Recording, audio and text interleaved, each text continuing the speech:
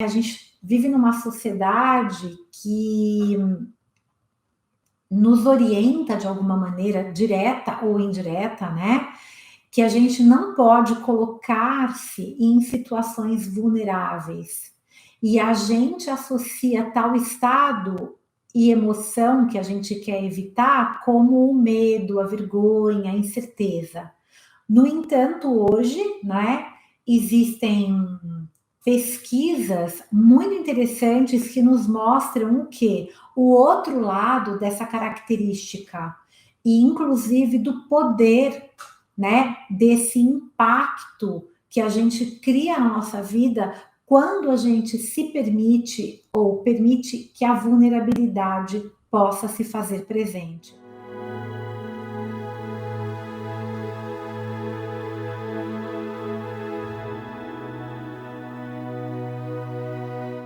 O que vem na tua mente quando você pensa na palavra vulnerabilidade? O que vem na tua mente quando você pensa nessa palavra, quando você escuta essa palavra?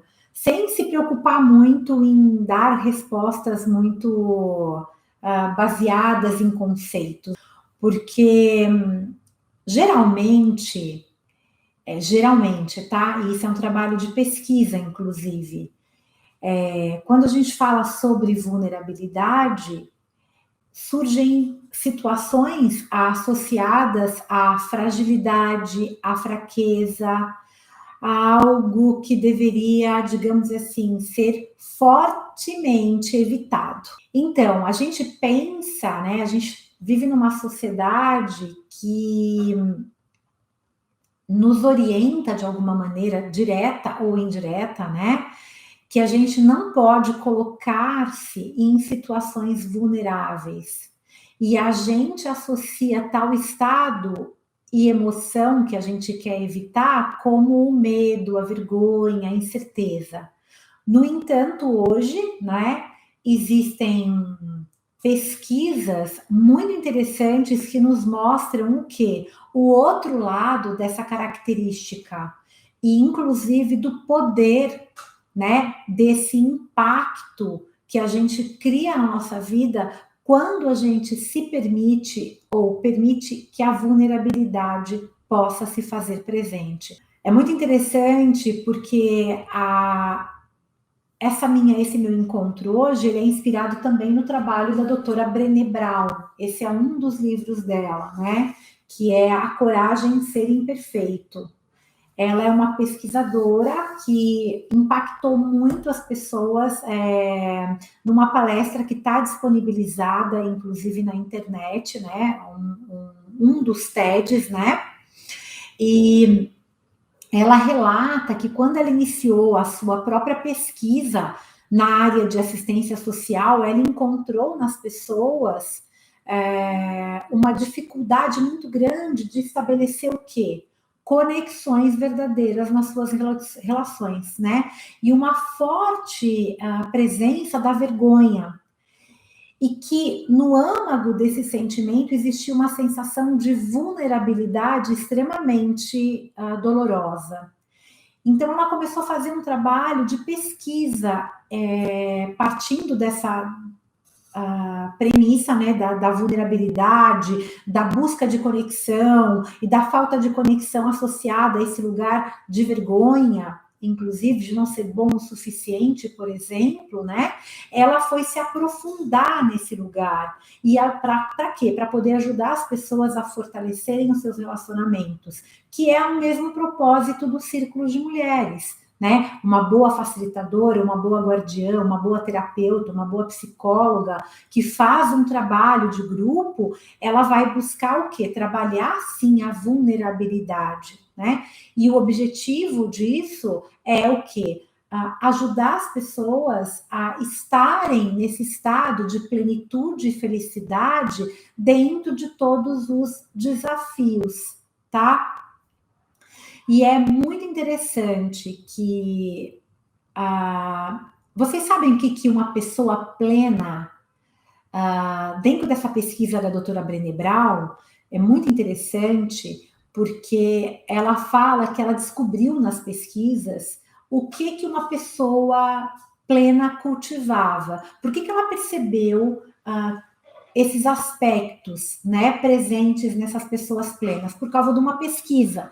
Ela começou a descobrir, como todo pesquisador, características comuns em pessoas que, dentro dessa pesquisa que ela realizou, científica, eram plenas. Então, uma pessoa plena, ela cultiva a autenticidade. E ela, então, portanto, se liberta do que os outros pensam. Difícil, né, gente? Segundo, ela cultiva a autocompaixão. Então, ela se liberta do quê? Do perfeccionismo. Terceiro, que é muito importante, ela cultiva um espírito flexível. Portanto, se liberta do quê? Da monotonia e da impotência, tá?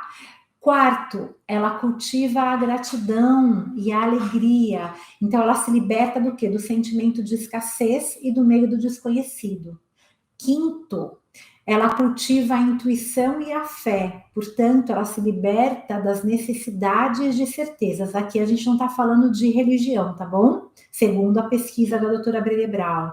Sexto, ela cultiva a criatividade, ou seja, ela se liberta da comparação. Sétimo, ela cultiva o lazer e o descanso. Portanto, ela se liberta da exaustão como um símbolo de status e da produtividade como fator de autoestima. Ou seja, eu só estou bem se eu produzo, né? E aquilo que eu tenho me define. São pessoas que não se preocupam com isso.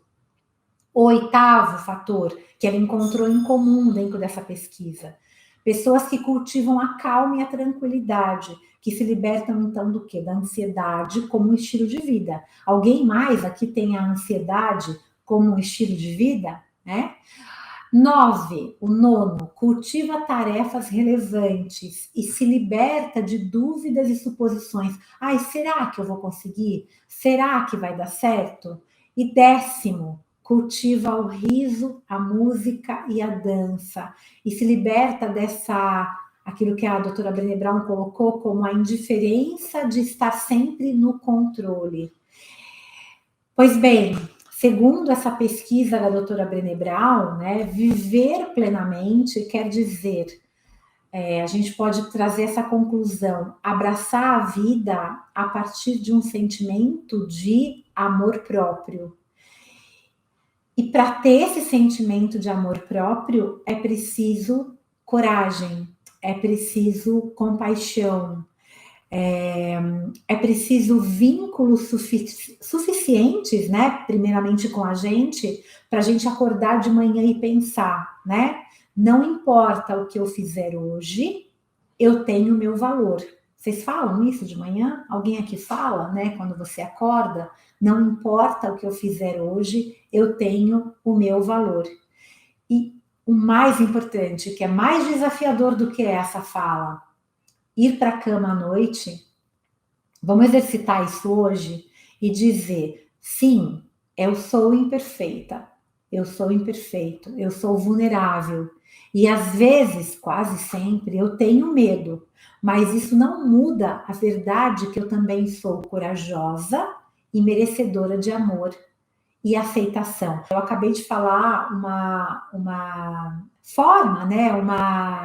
Não é uma fórmula mágica, mas uma maneira da gente trabalhar a nossa vulnerabilidade, da gente alimentar a nossa vulnerabilidade, que é preciso ter coragem para ser vulnerável, é preciso ter compaixão e ter esse vínculo suficiente com a gente para realmente acordar de manhã e falar, né, pra gente, peraí, não importa o que eu vou fazer hoje, importa que eu tenho o meu valor. E à noite, que é o mais difícil, ao meu ver, é dizer que tudo aquilo que a gente fez é válido, né, e que a gente, sim, é imperfeita, é vulnerável, tem medo, mas que isso não muda a verdade de que a gente é corajoso e é merecedor de amor e de aceitação.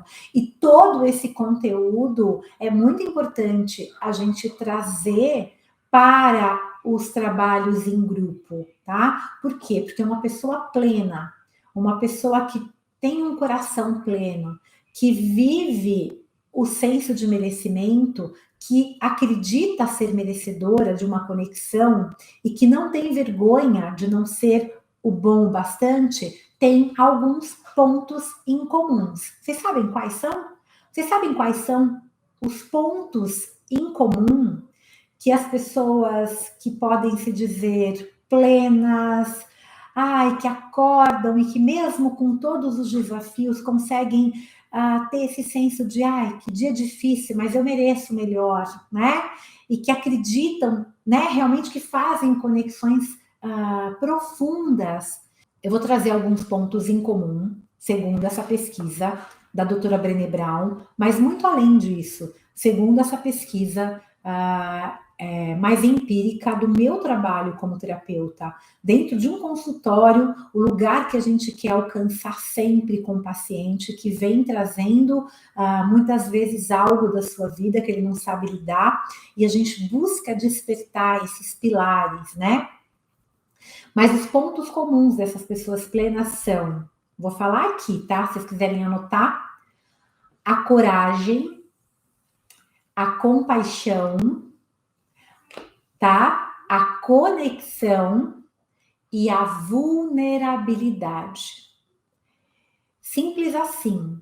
Essas pessoas que, na realidade, muitas vezes trazem para um consultório esse sentimento de plenitude, de merecimento, têm isso em comum.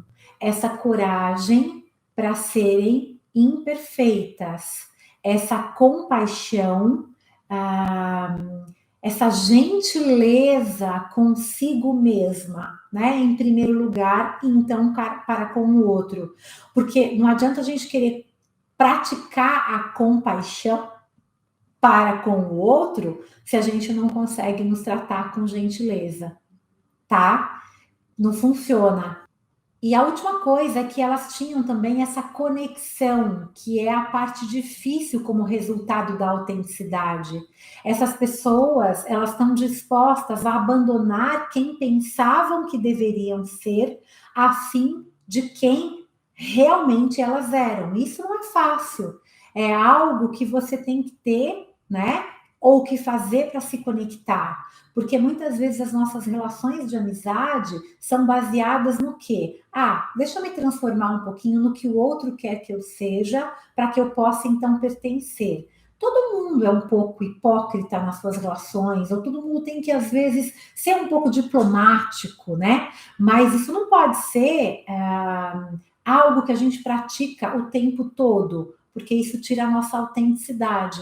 Isso tira o nosso olhar para a nossa vulnerabilidade. E a gente, a partir desse momento, tem uma relação pautada num lugar completamente desconfortável. E é muito interessante que essas pessoas que se mostram plenas, que são plenas, trazem muito em comum algo que é a vulnerabilidade, é abraçar a vulnerabilidade. Porque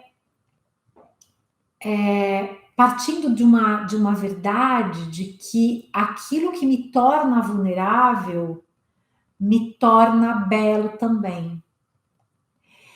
É esse lugar de olhar para a vulnerabilidade como algo confortável, não como algo doloroso, tá? E a Brené Brown, quando ela fez as entrevistas, ela conta que muitas pessoas associavam a vulnerabilidade diretamente com a vergonha.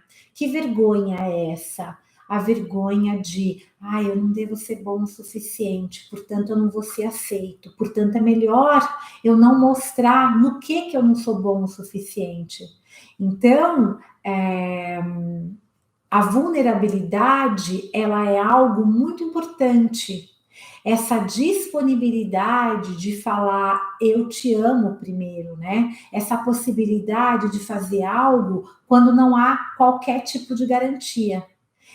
É de você investir, por exemplo, em um relacionamento que poderia não funcionar, desde que ele seja saudável. E a doutora Brené Brown, ela conta, eu acho muito interessante isso, que quando ela começou a fazer essa pesquisa, E por ser uma pesquisadora, né, e o pesquisador é aquele que controla, né, aquele que prevê, é aquele que estuda um fenômeno, né, pelo motivo explícito de controlar e prever. E na sua pesquisa ela descobre que a maneira de viver a plenitude da vulnerabilidade era o oposto do que ela fazia, que era parar de controlar, era parar de querer prever, né? E quando ela teve essa resposta, ela ficou meio pirada, assim. E ela foi falar com o seu terapeuta, o primeiro, né, terapeuta dela, que ela estava num conflito, e o terapeuta disse para ela assim: olha, fica tranquila, porque isso é um despertar espiritual que você está tendo dentro do seu trabalho como cientista. E aí ela não se conformou, ela foi buscar um outro terapeuta, né? Um terapeuta que era especialista em vulnerabilidade, né? E ela falou que estava em crise. Aí ela contou sobre a pesquisa dela, o quanto ela falou, poxa vida, mas se o ter uma vida plena é o oposto do que eu faço, como é que eu vou poder, né? E esse outro terapeuta, né, colocou para ela que a importância, né, que não havia problema nenhum, né, dela querer mexer nesses conteúdos, né, que isso fazia parte de algo muito profundo que ela estava despertando dentro dela. Ela parou um ano de trabalhar para integrar tudo isso e depois ela voltou com essa pesquisa grande dela. E dentro dessa pesquisa tinham algumas perguntas essenciais, né? Que é como você definiria a vulnerabilidade e o que faz você se sentir vulnerável e por que que nós lutamos tanto, né, contra a vulnerabilidade? Será que nós anestesiamos a vulnerabilidade? Porque como pesquisadora, sim, ela queria entender, mas como ser humano mais ainda. Nós somos expostos a situações desafiadoras, né, o tempo todo, né? Então ela até conta, né? Eu quero fazer amor com meu marido ou eu não quero? Eu sou boa nisso, né? Ou eu sou boa naquilo? Né? Eu falhei nisso, eu conquistei aquilo. A gente vive num mundo muito vulnerável. E uma das formas que nós lidamos com esse mundo é anestesiando a nossa vulnerabilidade, né?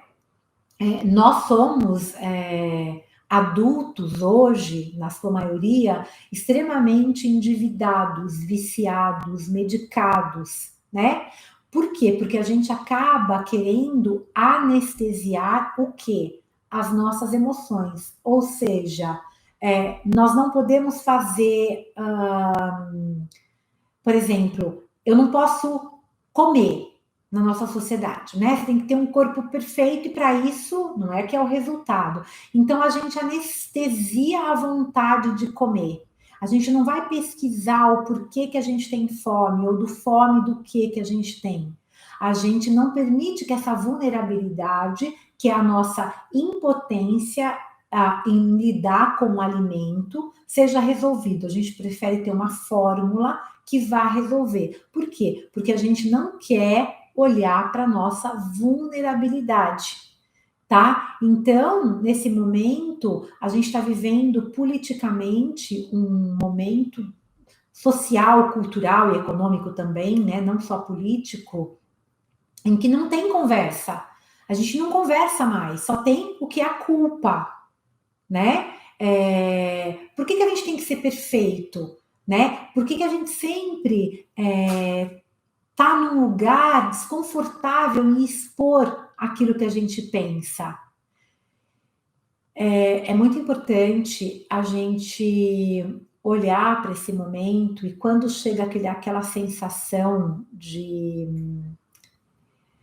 não ser bom o bastante, de não ser o suficiente, a gente parar para se escutar. A gente ser mais gentil com a gente mesmo e com as pessoas ao nosso redor. Quando a gente fala sobre conexão humana, a gente está falando de uma necessidade básica que nós todos seres humanos temos, que é essa necessidade de se comunicar e se relacionar com as outras pessoas. E eu posso dizer que um dos maiores medos, se não o maior medo, né, dos seres humanos é o medo do isolamento. E que a natureza humana, então, ela busca o quê? Ela busca criar vínculos. E a doutora Brené Brown, ela define vínculos como sendo essa energia criada entre as pessoas quando elas se sentem vistas, ouvidas e valorizadas, quando elas podem dar e receber sem julgamento. E quando nós falamos em sermos vistos, ouvidos e valorizados, nós estamos dizendo também que intrinsecamente isso está ligado à nossa necessidade de formar vínculos. E a nossa necessidade de amor e de aceitação. E a partir desse entendimento, a gente começa a explorar os desafios que a gente enfrenta para estabelecer vínculos reais, vínculos empáticos com as outras pessoas. E esses desafios, vamos lembrar, tá? Eles começam a se formar na nossa primeira infância, quando a gente vivencia as nossas primeiras experiências do quê? De falta de amor, de falta de aceitação. Lembrando que até os 7 anos, a criança, ela experiencia a sua realidade a partir de um cérebro límbido, ou seja, o cérebro emocional. Então, para uma criança, mesmo uma experiência pequenininha de falta de amor e aceitação, pode se transformar, né, em algo grandioso e trazer o quê? Muita, mas muita dor.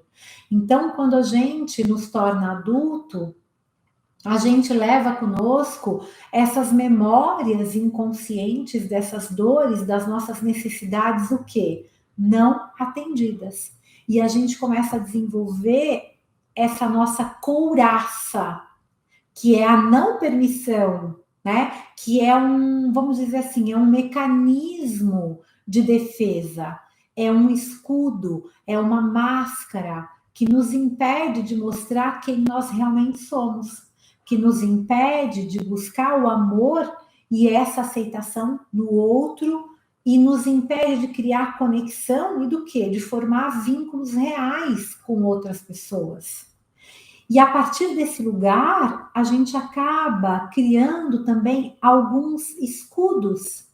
E esses escudos a gente cria para impedir que a vulnerabilidade chegue em nossas vidas.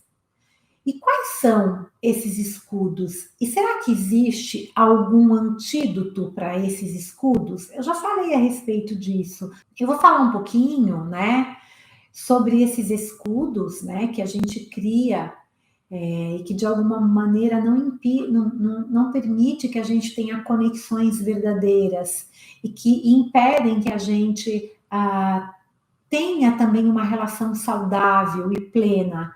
E lembrando que todos esses antídotos são trabalhados ou poderiam ser trabalhados dentro de um contexto em grupo, no meu caso, círculo de mulheres, tá? O primeiro antídoto, o primeiro escudo que eu queria falar é o escudo da alegria como mau presságio. Sabe aquela pessoa que quando tá feliz, por alguma razão específica ou não, ela sempre tem aquela fala assim: ai, tô muito feliz, alguma coisa ruim deve estar chegando.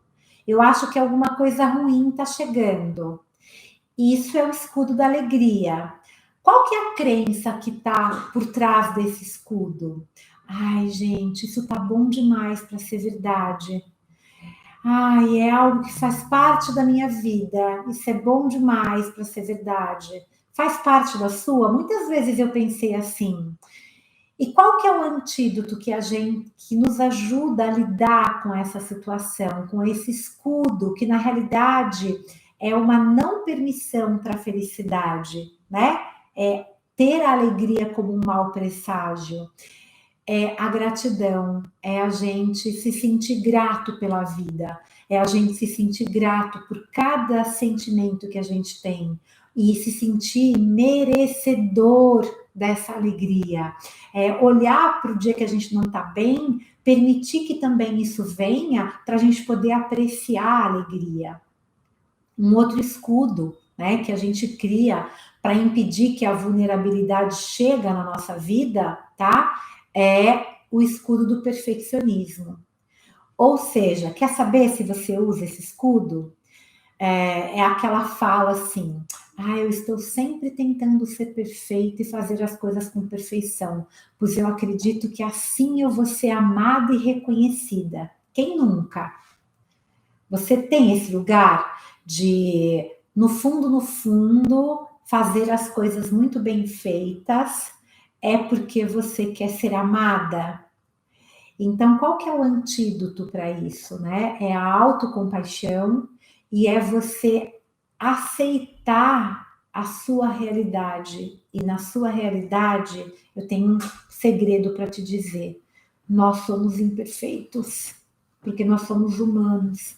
Então, a gente precisa criar diálogos mentais aonde a gente se apoia, aonde a gente se conforta, aonde a gente aceita a nossa natureza imperfeita.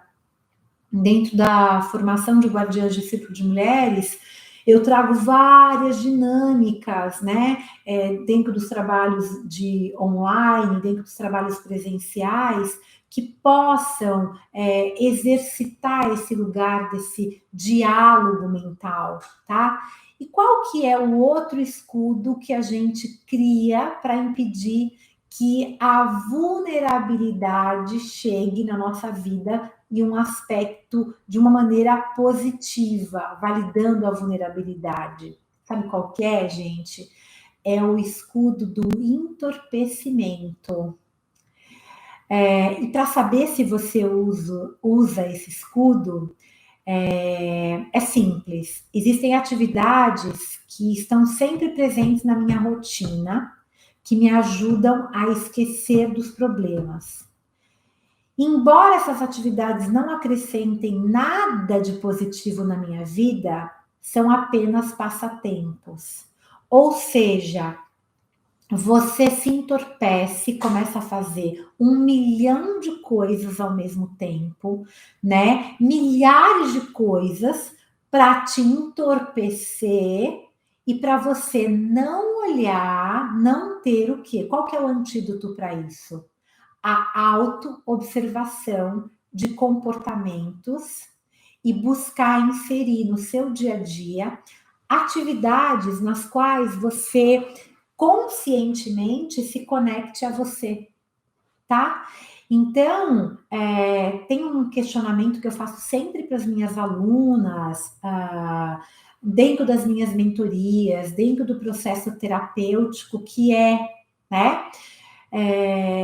Suas escolhas estão te confortando e alimentando o teu espírito, ou são alívios temporários de emoções e coisas difíceis que você não quer lidar?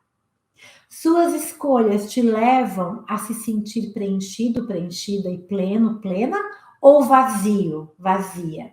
Então, para esse escudo, né, que a gente cria, que é o entorpecimento, que nos impede de lidar com a vulnerabilidade e que a gente tenha como resultado uma plenitude, é o entorpecimento, é ficar entorpecido de milhares de atividades que no fundo, não te conforta, não te alimenta, não, na realidade aquilo é só um alívio temporário. Tudo bem de vez em quando, mas sempre não é um lugar confortável, tá? Qual que é o outro escudo? É a superexposição. E como que eu descubro se eu uso esse escudo? É aquela pessoa que sempre compartilha muito das histórias pessoais, mas sempre compartilha aquelas feridas que não estão cicatrizadas com as pessoas. inclusive com as pessoas que não, a gente não tem a menor intimidade. Ou seja, você começa a contar sobre o teu casamento que tá horrível, a tua relação ruim, né? Você se super expõe, você não sabe nem como resolver aquilo. Aliás, você não sabe nem se você quer resolver aquilo, porque para resolver aquilo você tem que sair da zona de conforto e dá trabalho. Dá trabalho gostar da gente mesmo, né? Por quê? Porque você tem que olhar e perceber que você é humana. E a gente não foi muitas vezes educado para ser humano, né? Então, o antídoto para esse escudo que te impede de olhar para a vulnerabilidade é a autoobservação dos seus comportamentos e questionar o porquê que você tem essa necessidade de contar para todo mundo determinadas questões. Uma coisa é você ir lá e contar para sua melhor amiga, seu melhor amigo, contar para um familiar querido. Outra coisa é você ir lá e levar para sua terapia. Agora, ficar o tempo todo se vitimizando e contando. Então, a pergunta aqui né, que é bem importante, é quando você tiver querendo compartilhar uma história pessoal, por que eu estou contando isso? Que resultado que eu espero dessa fala? Eu quero só que alguém passe a mão na minha cabeça e fale que eu estou certo, né? Que emoções eu estou experimentando?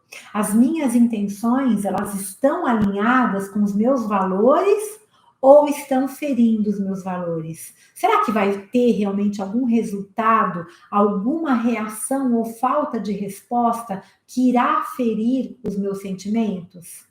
A minha exposição está a serviço de criar ou fortalecer algum vínculo com essa pessoa?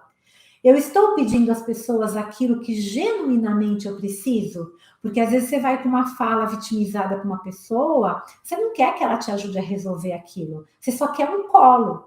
Tá tudo bem também. Se você vai consciente disso, tá tudo bem também. Tem um escudo que eu acho muito interessante, que é o escudo do zigue-zaguear, tá? É aquele escudo que você usa sempre que está chegando alguma situação difícil na tua vida, no ímpeto, né, de tentar controlar a situação, a gente dá as costas para ela e a gente finge que ela não está acontecendo. A gente finge que não se importa, ou a gente foge dela, né, de alguma maneira. Então, por exemplo, você quer muito mudar de trabalho, mas para isso você tem que fazer um curso que vai te melhorar, você precisa daquilo, né? E você diz que você não quer mais melhorar de vida ou melhorar naquilo porque aquele curso, no fundo, é muito chato. Dá trabalho, né? Mas como você ter um antídoto para olhar para essa tua vulnerabilidade, confrontando a situação? Então, a partir do momento em que você percebe que você está, né, zigue-zagueando, você começar a agir prontamente e lembrar que tem coisas que você tem que realizar. Então, eu falei aqui um pouquinho sobre o conceito de vulnerabilidade, sobre a importância da gente trabalhar dentro de um círculo de mulheres, né?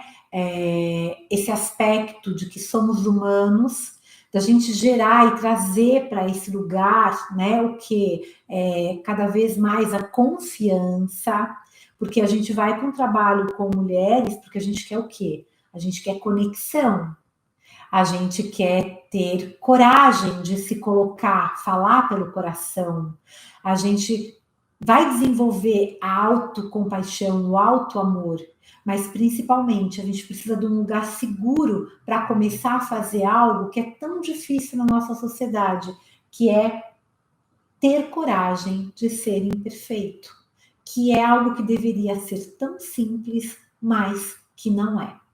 Nesse livro, a doutora Brené Brown compartilha um manifesto pela liderança com ousadia. E ela escreveu o seguinte: para executivos e professores, para diretores de escola e gerentes, para políticos, líderes comunitários e tomadores de decisão. 2 pontos. Nós queremos nos mostrar, queremos aprender, e queremos inspirar pessoas. Fomos criados para os relacionamentos, para a curiosidade e para o envolvimento. Procuramos o sentido das coisas e temos um profundo desejo de criar e de contribuir. Desejamos correr riscos, acolher a nossa vulnerabilidade e ser corajosos. Quando aprender e trabalhar se tornarem desumanizados, quando vocês não enxergarem. Peraí. Quando aprender e trabalhar se tornarem desumanizados, quando vocês não nos enxergarem mais e não nos estimularem nossa ousadia, ou quando só virem aquilo que produzimos ou a maneira como cumprimos as tarefas, nós nos afastaremos daquilo que o mundo mais precisa de nós, que é os nossos talentos, as nossas ideias e as nossas paixões. O que pedimos é que se envolvam conosco, revelem-se ao nosso lado e aprendam algo que venha de nós. Dar feedbacks é uma atitude de respeito.